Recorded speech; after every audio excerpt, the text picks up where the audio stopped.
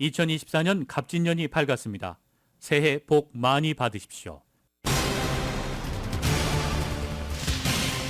조지 게스콘 LA 카운티 검사장을 인권 유린과 과실 등으로 소송한 사건 무마를 위해 슈퍼바이저 위원회가 500만 달러를 배상하기로 합의해 논란이 커지고 있습니다. 과속을 방지하기 위해서 주 전역에서 제조되거나 판매되는 차량에 속도 제한 장치 부착을 의무화하는 법안이 캘리포니아 주의회에 발의됐습니다. LA 통합교육부가 코로나 바이러스 격리 지침을 완화했습니다. 기존의 5일 격리에서 증상이 미미하다면 격리하지 않아도 됩니다. LA 12지구에서 재선에 도전하는 존 리시 의원이 LA 데일리 뉴스의 공식 지지를 이끌어내면서 재선 가도에 탄력을 받고 있습니다. 캘리포니아주를 떠나는 보험사가 늘어나고 있는 가운데 이번에는 하트포드 보험사가 캘리포니아에서 주택보험 신규 가입자를 받지 않겠다고 밝혔습니다. 워뱅크 공항이 12억 달러를 투자해서 새로운 청사 건설을 시작했습니다. 2026년도 완공이 목표입니다. 미 대선은 일찌감치 본선 경쟁이 시작되는 분위기입니다. 바이든은 경합주를 방문해 대규모 투자 계획을 발표했고 트럼프는 법정 선거 유세를 이어갔습니다. 한편 트럼프 전 대통령이 공화당 대선에서 독주하자 주변에서는 부통령 후보로 여성이나 흑인을 골라야 한다는 목소리가 커지는 것으로 알려졌습니다. 지난해 12월 근원 개인 소비 지출 가격 지수가 전년 동월 대비 2.9% 상승했다고 상무부가 발표했습니다. 2%대 상승률은 2년 9개월 만입니다. 시장의 공격적인 금리 인하와 어긋나게 현재 세계 경제학자들은 올해 안정적인 세계 경제 성장을 전망했습니다. 올해 글로벌 경제 성장률 평균 전망치는 2.6%라는 설문조사 결과도 나왔습니다. 미국과 영국 정부가 친이란 예멘 반군 후티의 핵심 관계자 4명에 대한 제재를 단행했습니다.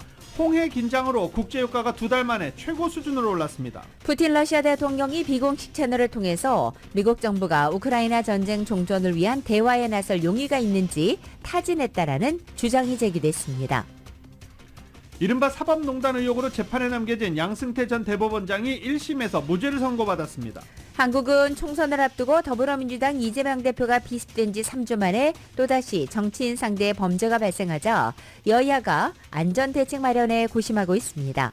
아시안컵에 나서는 한국 대표팀 16강전 상대는 사우디아라비아로 확정됐습니다. 클린스만 감독과 이탈리아 명장 만치니 감독 간의 맞대결도 관심을 끌고 있습니다. LA 레이커스가 시카고 불스와의 경기에서 141대 132로 승리했습니다. 클리퍼스는 오늘 토론토와 원정 경기 갔습니다. 혼조세를 시작했던 뉴욕 증시 현재 상승세 보이고 있습니다. 원달러 환율은 1336.3원으로 마감했습니다. 남가주 오늘 대체로 맑겠고 LA 한인타운 낮 최고 기온 74도까지 오르겠습니다. 이 시간 주요 뉴스는 하늘 위 호텔, 세계 최대 항공기 아시아나항공 A380에서 차별화된 서비스를 만나보세요. 고국까지 편안하고 안전하게 모시는 아시아나항공 제공입니다. 여러분 안녕하십니까? 김윤정입니다. 안녕하십니까? 유지승입니다. 2024년 1월 26일 금요일 라디오 솔모닝 뉴스 2부입니다. LA 통합교육부가 코로나 바이러스 양성 판정을 받았을 때 격리 지침을 완화했습니다. 증상이 없을 경우, 열이 나지 않을 경우, 그리고 약을 먹지 않아도 되는 경우에는 코로나 바이러스를 격리하지 않아도 된다라고 발표했습니다. LA 통합교육부는 이런 변화는 백신 접종 확대와 자연 감염에 광범위한 주민들의 면역력 증가, 그리고 치료법이 증상을 완화시킬 수 있는 등 예년에 비해서 코로나 바이러스로 인한 영향력이 감소했기 때문이라고 밝혔습니다. 캘리포니아주 보건국도 코로나 바이러스 격리 기간을 줄인다라고 이미 발표한 바 있습니다. LA 유니언역과 다저 스타디움을 일명 곤돌라로 연결하는 계획안을 보류하자는 조례안이 발의됐습니다. 지난 24일 LA 다운타운과 다저 스타디움을 지역구로 둔 유니스 허난데즈 LA 1지구 시의원은 두 지역을 곤돌라로 연결하는 대신에 다른 도시 사례 등을 참고해서 먼저 교통체증을 줄일 수 있는 대안 노선을 마련하자고 제안한 것입니다. 이를 위해서 LA시 교통국이 다저 스타디움 일대의 통행량과 접근성에 대한 평가를 마칠 때까지 이 곤돌라 사업을 중단해야 한다고 말한 것입니다. 또한 곤돌라 사업 계획안에 앞서서 다저 스타디움 일대의 극심한 교통체증을 완화할 새로운 버스 시스템 도입과 보행자를 위한 인도 개선, 또 에스컬레이터나 무빙 워크웨이 확대와 대체 운송기술 활동을 고려해야 한다라고 강조했습니다. 유니언역과 다저 스타디움 케이블카 설치 계획안은 공유제 기둥을 세워 유니언역과 다저 스타디움 상공을 오가는 곤돌라를 운영하는 사업입니다. 이 조지 게스콘 LA 카운티 검사장을 인권유린, 과실 등으로 소송한 소프트웨어 업체 사주에게 LA 카운티 슈퍼바이저 위원회가 500만 달러를 배상하기로 합의했습니다. 조지 게스콘 검사장에 대한 비난 여론 불이 붙고 있습니다. 이 소식은 정현호 기자가 보도합니다. 지난 24일 LA 카운티 슈퍼바이저 위원회는 조지 게스콘 LA 카운티 검사장을 인권 유린 혐의 등으로 고발한 소프트웨어 업체 코넥콜프의 사주인 유진 유 씨에게 500만 달러의 배상금을 지급하기로 합의했습니다. 유 씨는 LA 카운티 투표소 직원의 개인정보를 불법 저장하고 있다는 혐의로 지난 2022년 LA 카운티 검찰로부터 기소당했는데 유 씨는 이에 맞대응해 지난해 가을 게스콘 검사장을 상대로 인권 유린과 과실 혐의로 소송을 제기했습니다. 유 씨의 케이스는 2020년 대선에서 유 씨가 중국 정부를 위해 미국의 투표함을 조작했다는 혐의를 받으면서 도널드 트럼프 전 대통령과 그의 지지자들로부터 많은 관심을 모았습니다. 이 의혹은 텍사스를 기반으로 한 트루 더 보트가 주도한 것으로 FBI와 몇몇 주의 검찰총장들이 이 케이스를 검토한 결과 충분한 증거가 없다고 보고 케이스를 기각했습니다. 하지만 조지 게스콘 검사장은 유 씨를 상대로 소송을 제기한다고 대대적으로 공표하며 케이스를 그대로 밀고 나갔는데 이로부터 6주일 만에 케이스는 와해됐습니다. 유 씨는 LA 카운티 검찰에 기소된 후 회사 이미지가 추락해 절반이 넘는 고객들이 떨어져 나갔다며 게스콘 검사장이 근거 없는 음모론을 토대로 케이스를 진행했다며 검사장을 상대로 소송을 제기했고 LA 카운티 슈퍼바이저 위원회가 유 씨에게 보상금으로 500만 달러를 지급하고 케이스를 마무리한 것입니다.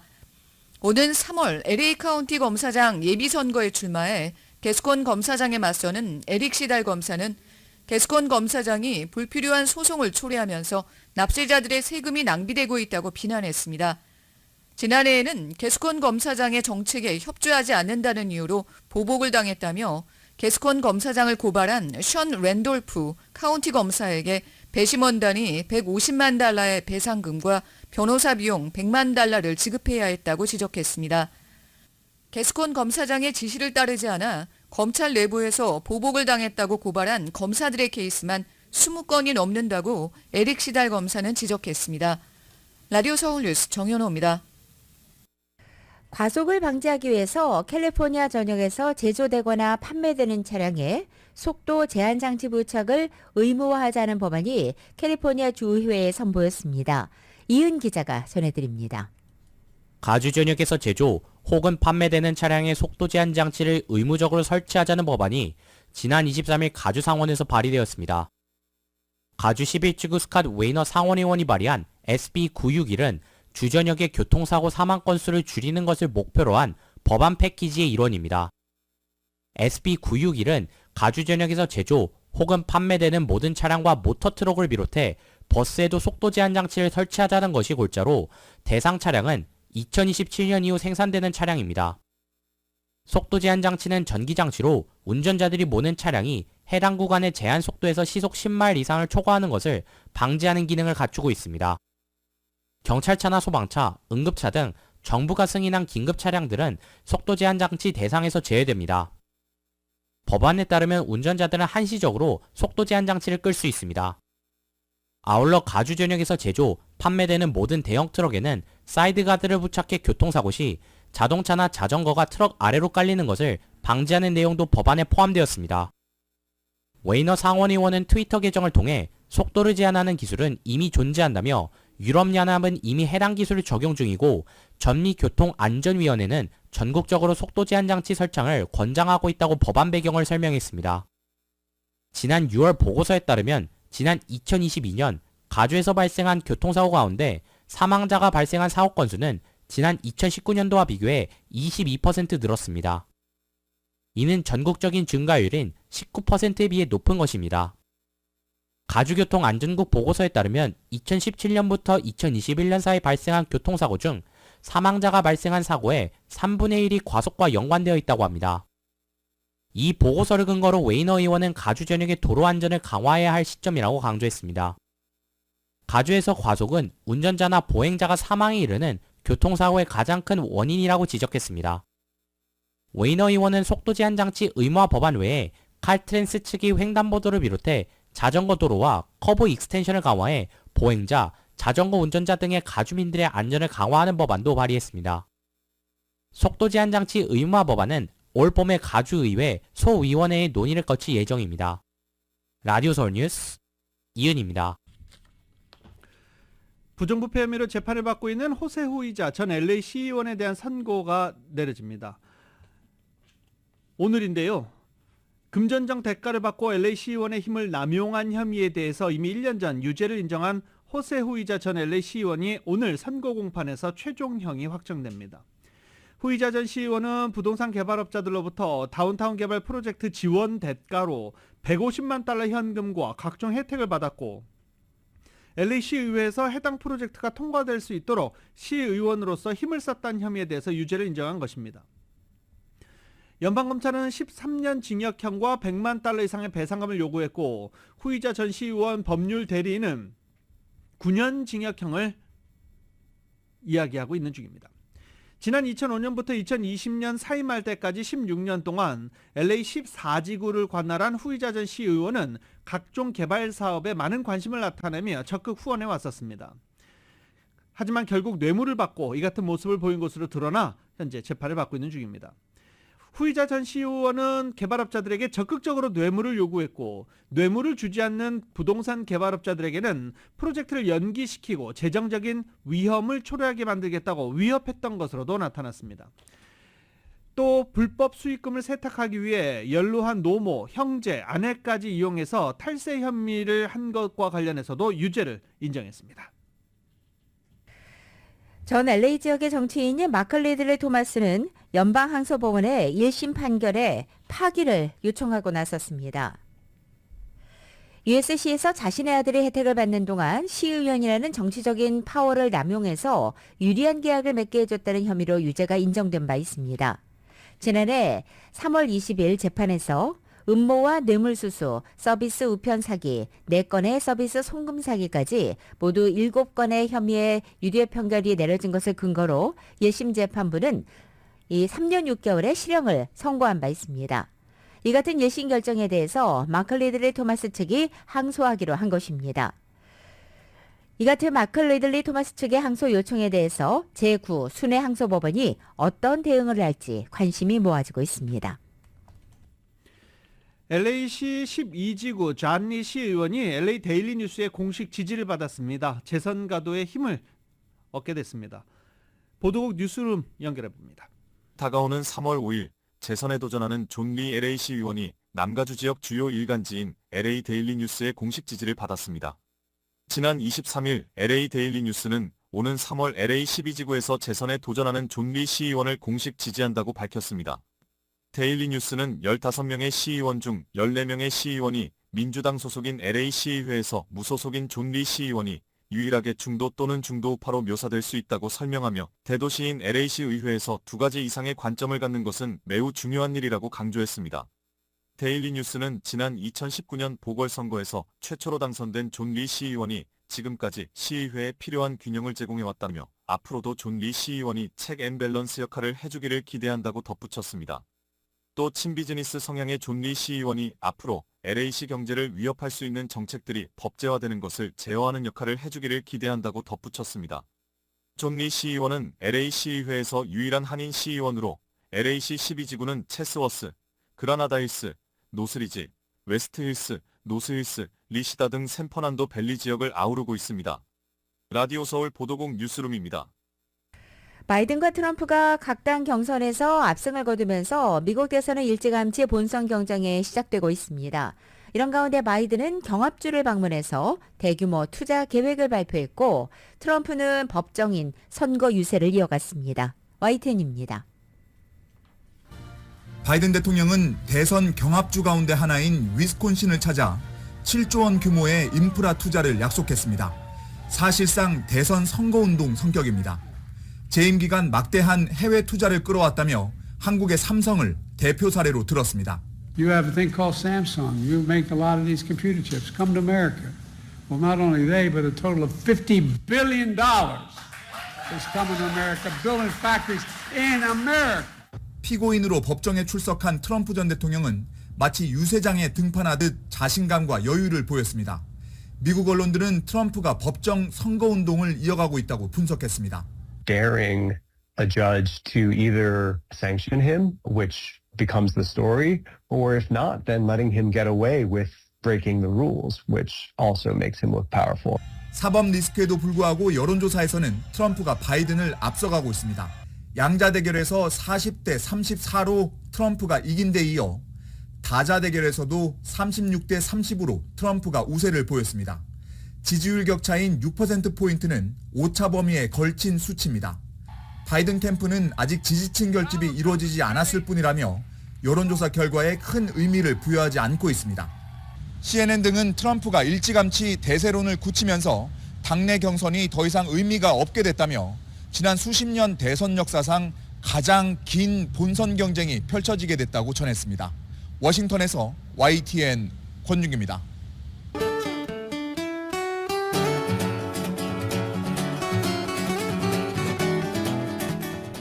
1월 26일 금요일 남가주의 날씨입니다. 주말을 하루 앞둔 오늘 남가주 지역 보다 맑겠고 한낮에는 풍부한 햇살 비치겠습니다. 낮 기온이 어제보다 6도에서 8도가량이나 높아져서 포근한 날씨 되겠습니다.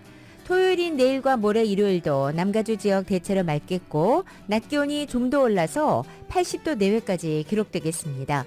이렇게 평년 기온을 크게 웃도는 이상고온 현상은 이번 주말을 지나 다음 주 화요일까지 이어집니다. 그리고 다음 날 수요일부터는 짙은 구름이 몰려오면서 흐려지기 시작하고 목요일부터는 비가 시작되며 다시 기온도 떨어져서 큰 폭의 기온 변화가 찾아오겠습니다. LA 한인타운의 오늘 낮 최고 기온 74도, 밤 최저 기온은 52도, 오렌지 카운티 지역 73도, 56도, 밸리와 일랜드 엠파이어 지역 74도, 52도, 해안 지역은 68도, 54도로 예상됩니다. 한국은 오늘 전국에 대체로 맑겠고 서울의 오늘 아침 최저 기온이 14도, 낮 최고 기온은 37도로 예상됩니다. 라디오 솔 모닝 뉴스 2부 이 시간은 1250만 불 교통사고 최고 보상 교통사고 전문 천재 변호사 리차드 호프만 또 하나의 새로운 문이 열렸습니다. 한인은행 최초로 라스베가스에 진출한 오픈뱅크 총 20억 달러의 승소 크고 작은 교통사고와 상해 브라이언 타필라와 시질러 한인타운 올림픽과 카탈리나의 새 지점을 오픈했습니다. 고객과 함께 새로운 미래를 열어가는 US 메트로뱅크 공동 제공입니다.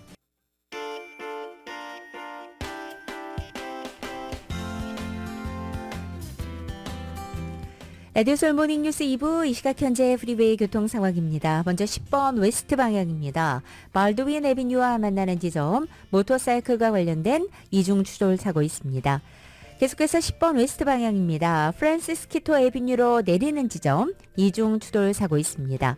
2번 사우스 방향 샌퍼란도 로드와 만나는 지점엔 단독 차량 사고 있습니다. 끝으로 14번 사우스 방향에서 5번 프리웨이로 연결되는 지점 이중 추돌 사고 있습니다. 참고하시고 안전운전하시기 바랍니다.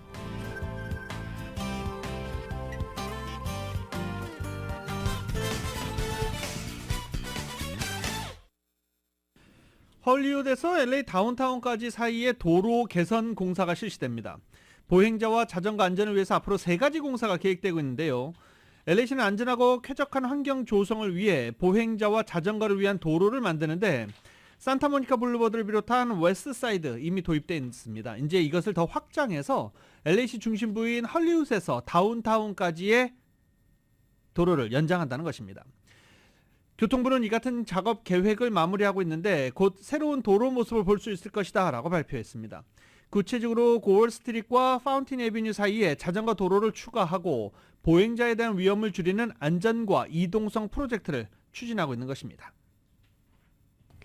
최근 보잉사 여객기에 기체 결함 사고가 잇따르고 있는 가운데 이번에는 미국 공항을 이륙한 아시아나 항공의 보잉 화물기가 이륙 직후 엔진에서 불꽃이 발생해 긴급 회항하는 사고가 일어났습니다.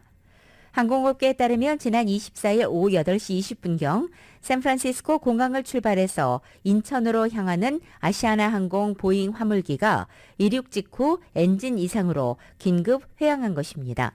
당시 공항에서 아시아나항공기 관제를 담당하던 공항 타워 등에서는 이륙 후 엔진에서 불꽃을 목격하고 해당 사실을 기장에게 전달했습니다.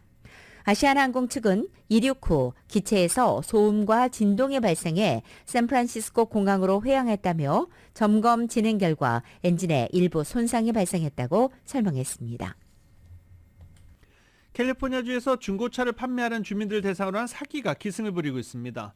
이 네바다 카운티 셰리프국은 페이스북 마켓플레이스나 크랙리스트 등 온라인을 통해 중고차를 판매하는 주민들 사기가 잇따르고 있다. 사기 피해가 잇따르고 있다며 주의를 당부했습니다.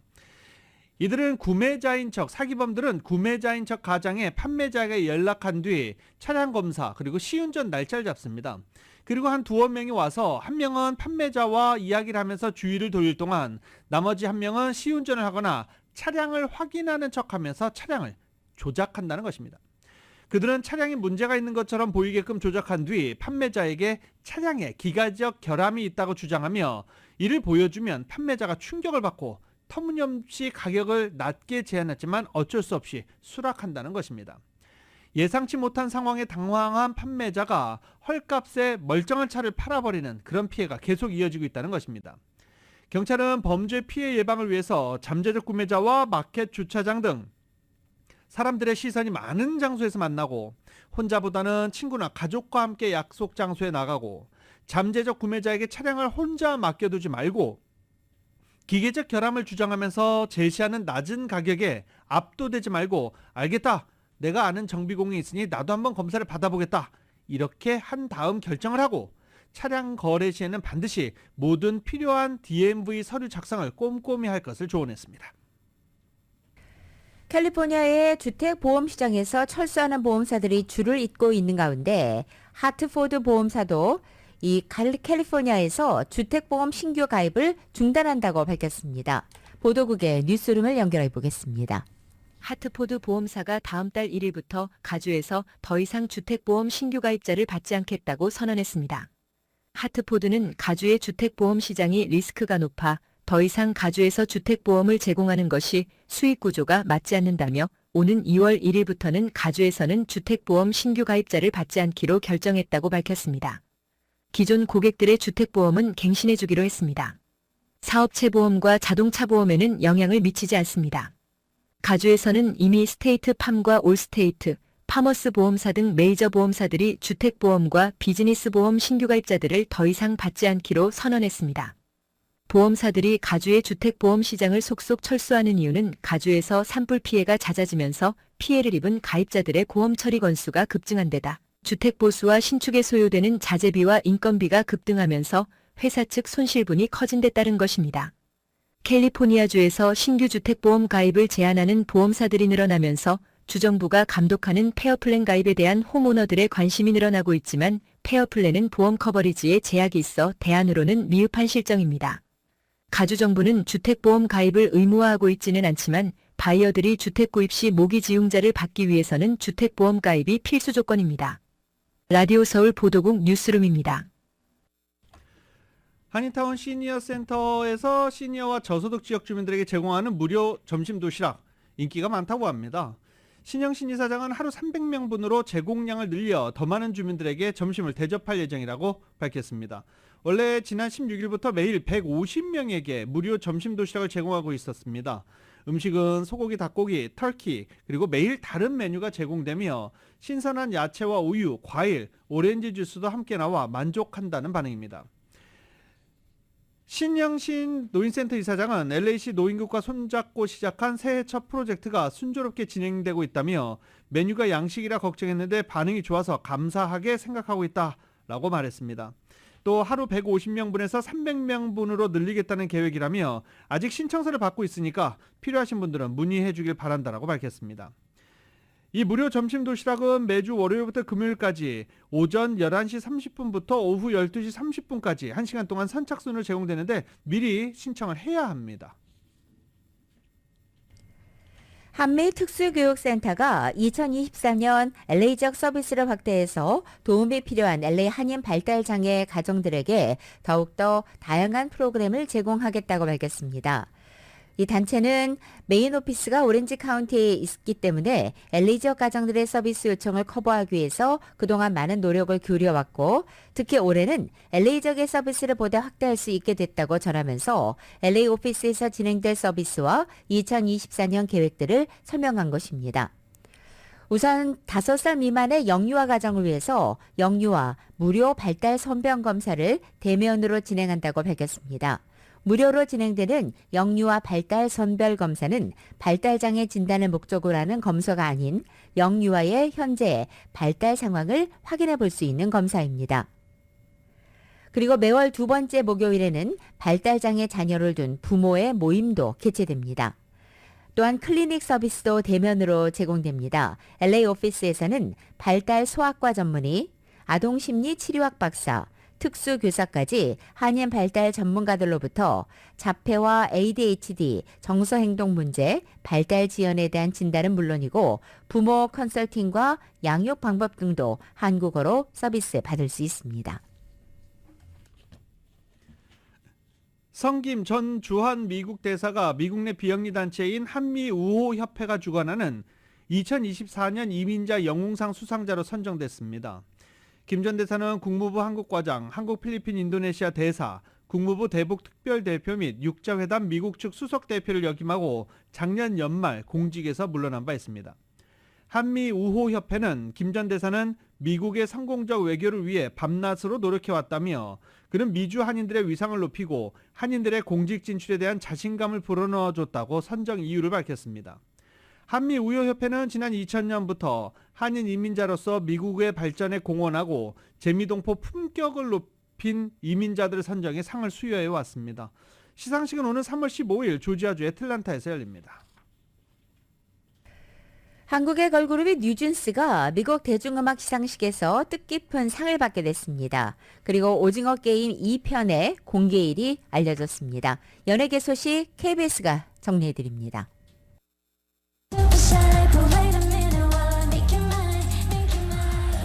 뉴진스가 2024 빌보드 위멘 인 뮤직 어워즈에서 올해 그룹상을 받습니다. 주최 측인 빌보드는 현지 시간 24일 공식 홈페이지를 통해 이같이 발표했는데요. 위멘 인 뮤직 어워즈는 한 해 동안 전 세계 음악 산업에 큰 영향을 끼친 여성 가수와 제작진 등을 시상하는 행사로 걸그룹 트와이스가 K-팝 가수 최초로 수상한 바 있는데요. 뉴진스가 받을 올해 그룹상은 2015년 미국 걸그룹 피프스 하모니 이후 8년 동안 수상자가 배출되지 않았던 부문이라 더욱 특별하다는 평가입니다. 빌보드는 뉴진스가 각종 차트 1위를 차지하는 등 맹활약을 펼쳤고 히트곡 슈퍼샤이를 포함한 5곡을 빌보드 메인 싱글 차트에 올려놨다며 선정 배경을 밝혔습니다.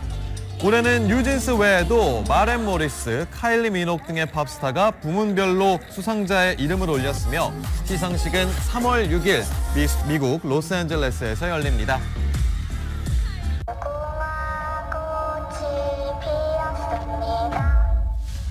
드라마 오징어 게임의 두 번째 얘기가 연내 공개를 공식화했습니다. 미국 연예 전문 매체 버라이어티와 데드라인 등은 넷플릭스가 최근 주주들에게 보낸 서한의 일부를 기사화했는데요.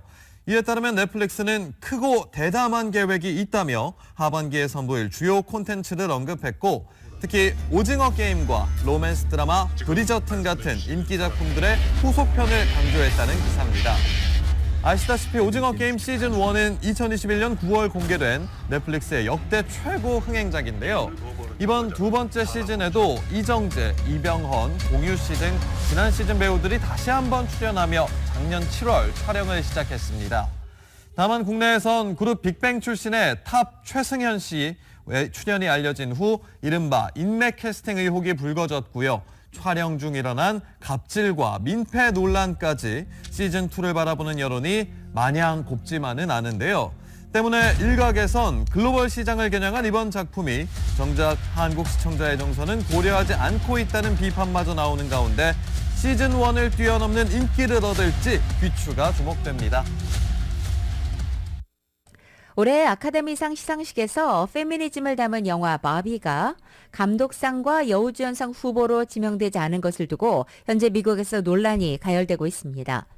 영화 바비는 지난 23일 영화예술과학 아카데미가 발표한 후보 명단에서 작품상, 각색상, 나무조연상, 여우조연상 등 8개 부문에 올랐지만 그레타 거윅 감독과 주연 배우인 마고 로비는 각각 감독상과 여우조연상 후보에 호명되지 못한 것입니다. 이것을 두고 현지 여러 매체들은 이변, 놀라운 결과라고 전하면서 오스카가 바비를 푸대접했다라고 지적한 것입니다.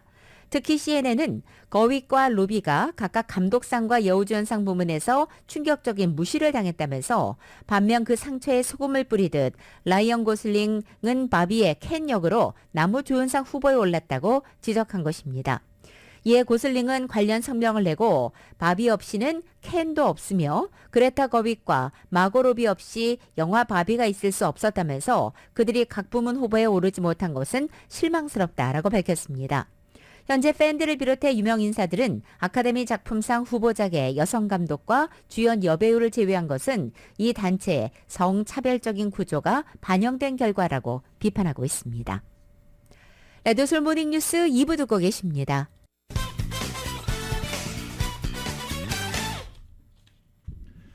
미국이 강한 소비와 탄탄한 노동시장에 힘입어서 지난 4분기 예상을 뛰어넘는 3.3%의 깜짝 성장을 기록했습니다. 이렇게 경제가 좋은데 금리를 인하할 필요가 있느냐? 금리 인하 기대감이 낮아졌습니다. 유럽중앙은행은 기준금리를 3차례 연속 동결하고 있는 중입니다. YTN입니다.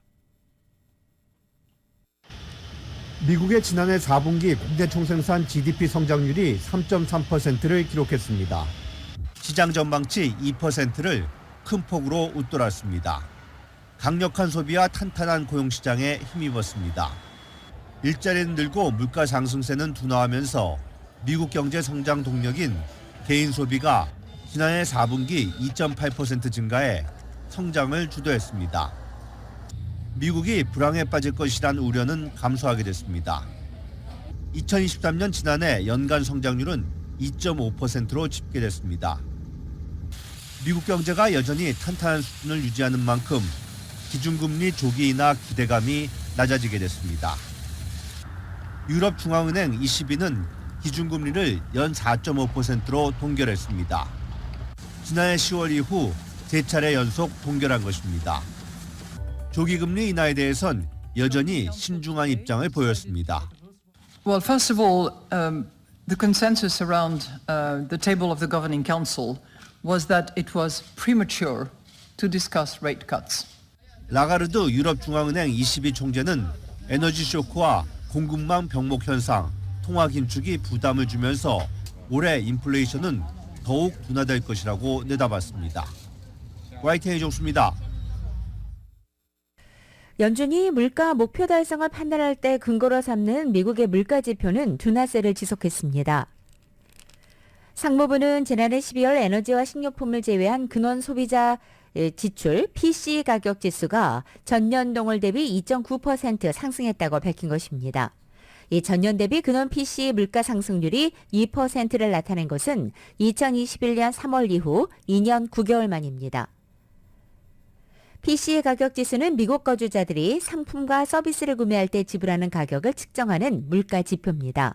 연준은 2% 물가 상승률 목표 달성 여부를 판단할 때 소비자 물가 지수 CPI가 아닌 PCE 가격 지수를 기준 지표로 삼고 있습니다.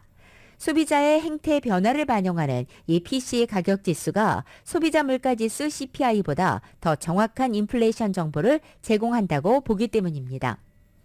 연준은 또한 에너지와 식료품 가격이 제외된 근원 물가를 상대적으로 더 중시하는 경향이 있습니다. 에너지, 식료품 가격은 단기 가격 변동성이 커서 잘못된 물가 신호를 제공할 수 있다고 보기 때문입니다. 이날 발표된 작년 12월의 PCE 가격 상승률이 연준의 전망을 밑도는 것은 미국의 인플레이션 연준 위원들의 예상보다 더 빠르게 둔화되고 있다는 것을 시사하는 대목으로 풀이됩니다.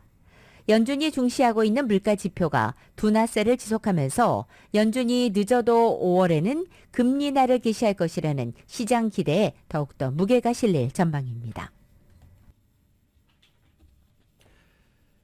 부모들이 성인 자녀에게 재정적인 뒷받침을 해주는 기간이 점차 늘어나고 있다라고 월스트리트저널이 보도했습니다. 퓨 리서치 센터가 실시한 여론조사 결과 지난해 미국 부모의 59%가 35살 이하의 젊은 성인 자녀에게 재정적 도움을 준 것으로 나타났습니다. 부모의 재정 지원을 받은 젊은 성인 자녀들은 이 돈을 주로 통신비, 넷플릭스 같은 스트리밍 서비스 구독 비용과 이런 일상적인 가계 비용으로 사용하는 것으로 조사됐습니다. 조사 대상인 성인 자녀 집단에서는 나이가 많을수록 재정적 독립을 이뤘다는 대답이 높게 나타났는데 한국 문화에서는 조금 더 다르죠. 더 나이가 많아도 부모들에게 받는 게 많은 자녀들이 많습니다. 올해 세금 환급액이 커질 수 있다는 주장이 제기돼서 납세자들의 관심이 쏠리고 있습니다. 텍스 전문 서비스 업체인 잭슨 휴이트는 작년 인플레이션 조정분으로 인해서 올해 세금 환급액이 작년보다 최대 10% 늘어날 수 있다고 밝힌 것입니다. 인플레이션이 조정분에 따라서 국세청 IRS의 표준공제액이 전년보다 늘었고 소득 구간의 세율도 상향 조정됐기 때문이라는 설명입니다. 노동통계청에 따르면 2023년 중간소득 근로자 수입은 약 5.5% 증가했습니다. 이것은 IRS가 작년에 채택한 7.1% 인플레이션 조정치보다 1.6%포인트 낮은 것입니다. 특히 소득이 인플레이션을 따라가지 못하는 중간소득층과 하위소득 근로자들이 올해 보다 많은 세금 환급을 받을 가능성이 있다고 예측됐습니다. 성인들의 경제 상황 평가가 최근 소폭 개선됐지만 바이든 대통령의 지지율은 개선되지 않았습니다. 이런 여론조사를 이렇게 갖다가 붙였는데 왜냐하면 여론조사 설문 내용이 그래요.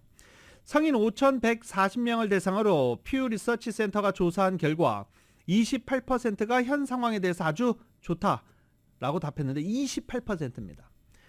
하지만 지난해 4월 조사 때보다는 9%포인트가 올라간 것이고 지지 정당별로 민주당은 44%로 바이든 임기 중 최고치를 기록하기도 했습니다.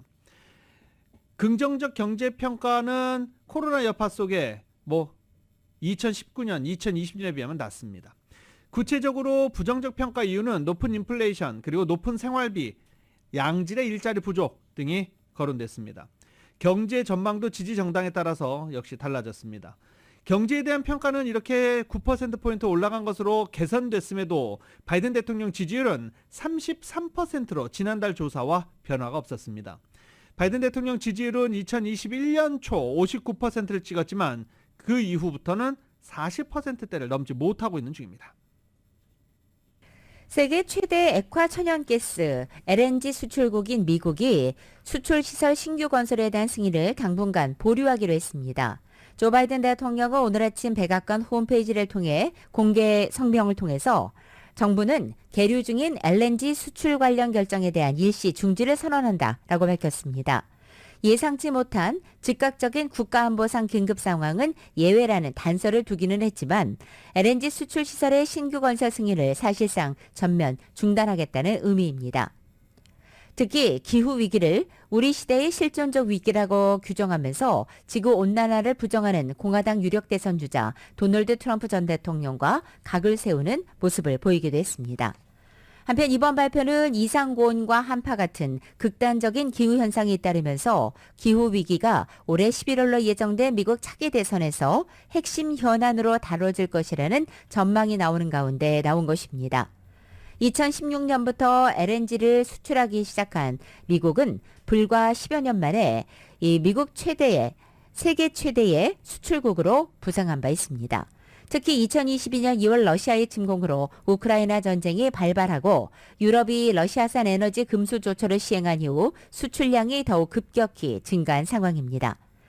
이 같은 지구온난화에 따른 기후변화를 우려했던 과학자들은 환경활동가들을 통해 오늘 발표를 크게 환영했습니다. 하지만 관련 업계는 러시아 측에만 이익이 될 뿐인 조처라면서 거세게 비판했습니다.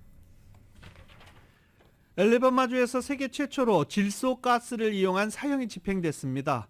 사형 방식을 놓고 논란이 거셉니다. YTN입니다. 미국 언론들은 엘레바마주 교정국이 수감자 케네스 스미스에 대한 질소가스 사형을 집행했다고 전했습니다. 질소가스 사형은 사형수를 묶은 뒤 질소 마스크를 씌워 몇 분 안에 저산소증으로 숨지가는 방식입니다. 엘레바마 등 미국 3개주에서 승인이 됐지만 실제 집행이 이루어진 것은 이번이 처음입니다. 스미스는 지난 88년 사망보험금을 노린 남편의 청구를 받고 한 여성을 살해한 혐의로 사형 선고를 받았고 35년이 넘도록 수감 중이었습니다. Side effects that we've seen or researched on nitrogen hypoxia. So nothing was out of the ordinary of what we were expecting. 주정부는 세방식이 고통을 못 느끼는 만큼 인도적이라고 밝혔지만 반발은 거셉니다. 일찌감치 예고된 집행을 앞두고 유엔 인권사무소는 질소가스 사용이 인권 법규를 위반하는 고문과 다름없다며 반대했습니다. 종족에도 일종의 생체 실험이라고 비난의 목소리를 높였습니다. Is used only for pigs and after anesthetics, using a human being as a guinea pig. 앞서 미국 연방 대법원이 사형 집행을 중단해달라는 스미스의 마지막 항소를 기각한 가운데 살해됐던 여성의 가족들은 씁쓸한 날이기도 하지만 정의가 실현됐다고 소감을 밝혔습니다. YTN 서봉국입니다.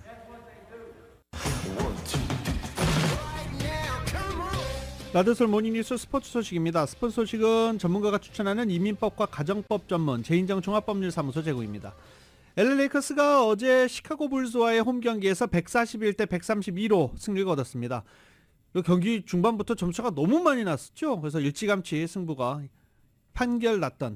결정났던 경기였습니다. 레이커스는 지금 현재 23승 23패, 한참 차였습니다. 순위를 한참 밑으로 내려야 돼서 23승 23패, 승률 5할로 서부조 9위를 기록하고 있는 중입니다. 한편 르브론 제임스 어제 NBA 사무국이 올스타 멤버들을 발표를 했는데요. 르브론 제임스가 역대 최초로 통산 20번째 올스타에 이름을 올렸습니다. 그 전에는 카림 압둘 자바가 19회 올스타에 이름을 올렸는데 이를 제치고 르브론 제임스가 20번째 올스타에 이름을 올렸습니다. 아시안컵 소식입니다. 한국 축구대표팀이 FIFA 랭킹 132인 말레이시아에게 3골을 내주는 줄전을 펼치면서 16강전을 앞두고 우려의 목소리가 커지고 있습니다. 이 16강 진출팀 중에 가장 많은 골을 내준 수비 전열을 다시 정비해야 한다는 지적이 나온 것입니다. YTN입니다. 말레이시아전 첫 실점 상황. 황인범이 공을 빼앗겼을 때 우리 수비진 간격은 뻥 뚫린 듯 매우 넓었습니다. 말레이시아 공격진 2명이 페널티 박스 안에서 자유롭게 움직이며 골을 넣을 수 있는 공간을 열어준 겁니다. 마지막 실점 상황에도 같은 공간에 우리 선수가 3명이나 있었지만 상대 선수의 침투 패스를 막지 못했고 최종 수비 라인도 방심한 듯 기습 슈팅을 허용했습니다. 이번 대회 조별리그 3경기에서 6실점, 16강 진출팀 중 인도네시아와 함께 최다 실점 공동 1위에 해당하는 불명의 기록입니다. 중원부터 시작해 이번 대표팀의 수비 전열 재정비가 시급해 보이는 이유입니다. 문제는 사우디와의 16강입니다. 이탈리아 국가대표팀 감독 출신의 명장 만치니 감독이 지휘봉을 잡은 사우디는 조별리그에서 2연승을 거두며 일찌감치 16강 진출을 확정했습니다. 특히 3경기에서 한 골만 내준 수비진이 견고하다는 평가입니다. 손흥민과 이강인 등 선수 개인기에 의존하는 축구 대표팀으로선 까다로운 상대인데 공수 핵심 자원들이 예선 3경기를 풀타임으로 뛰면서 체력 안배를 하지 못한 점, 또 경고 누적 불안을 안고 뛴다는 점이 불안 요소입니다. 그나마 부상에서 돌아온 황희찬과 김진수가 건강한 모습을 보였다는 게 긍정적인 대목입니다. 토너먼트 진짜 결과가 중요하니까 그 부분을 좀 신경 써서 많이 응원해 주시면 좋을 것 같아요. 기대를 밑도는 조별리그 성적표에 비판받고 있는 축구 대표팀이 16강전에서는 다른 모습을 보여주기를 축구 팬들은 기대하고 있습니다. YTN 양시창입니다. 자, 이제 NFL 프로풋볼 챔피언십 시리즈만 남아놓고 있죠. 그리고 챔피언십 시리즈가 끝나면 이제 슈퍼볼로 넘어갑니다. 슈퍼볼에 진출하는 팀이 과연 어디가 될 것인지. 일요일 날 챔피언십 경기가 펼쳐지는데요. 일단 아메리칸 풋볼 컨퍼런스 캔자스시티 칩스와 볼티모어 레이븐스 간의 경기는 12시에 펼쳐집니다. 오후 12시에 캔자스시티 칩스와 볼티모어 레이븐스 간의 경기 12시에 CBS 채널을 통해 생중계가 됩니다. 일요일입니다. 그리고 이어서 내셔널 풋볼 컨퍼런스에서는 디트로이트 라이온즈와 샌프란시스코 49어스 간의 챔피언십 경기가 오후 3시 30분부터 펼쳐집니다. 팍스를 통해서 보실 수 있습니다. 2024년 1월 26일 금요일에 전해드린 라디오솔 모닝뉴스 여기서 마치겠습니다. 지금까지 진행의 유지승, 김윤정이었습니다. 라디오솔 모닝뉴스 2부 이 시간은 1250만 불 교통사고 최고 보상, 교통사고 전문 천재 변호사 리차드 호프만, 또 하나의 새로운 문이 열렸습니다. 한인은행 최초로 라스베가스에 진출한 오픈뱅크, 총 20억 달러의 승소, 크고 작은 교통사고와 상해, 브라이언 타필라와 시질러, 한인타운 올림픽과 카탈리나에 새 지점을 오픈했습니다. 고객과 함께 새로운 미래를 열어가는 US메트로뱅크 공동 제공이었습니다. 잠시 후 9시에는 강혜신의 오늘의 미국이 방송됩니다. 함께해 주신 여러분 고맙습니다.